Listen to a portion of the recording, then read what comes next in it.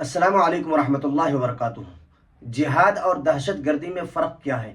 عام طور سے لوگ لفظ جہاد سن کر کے ہنگامہ مچاتے ہیں اور اس کے غلط میننگ کو بتانے کی کوشش کرتے ہیں۔ تو دونوں میں فرق کیا ہے اس کو واضح کرنے کی کوشش کر رہا ہوں، آپ حضرات بھی سنیں اور سن کر کے اس کو دوسروں تک پہنچانے کی کوشش کریں۔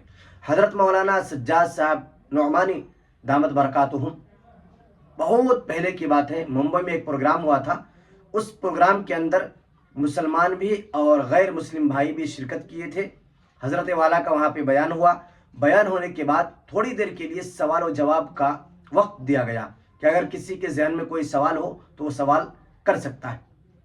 تو اس مجمع عام میں، اس پروگرام میں ایک برادران وطن نے، ایک غیر مسلم بھائی نے حضرت مولانا سجاد صاحب نعمانی دامت برکاتہم سے سوال کیا تھا کہ جہاد اور دہشت گردی میں فرق کیا ہے، واضح فرمائیں۔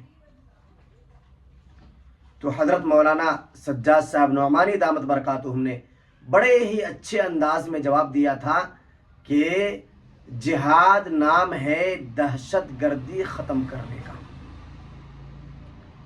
اس جواب کو سنتے ہی پورے مجمع میں سناٹا چھا گیا۔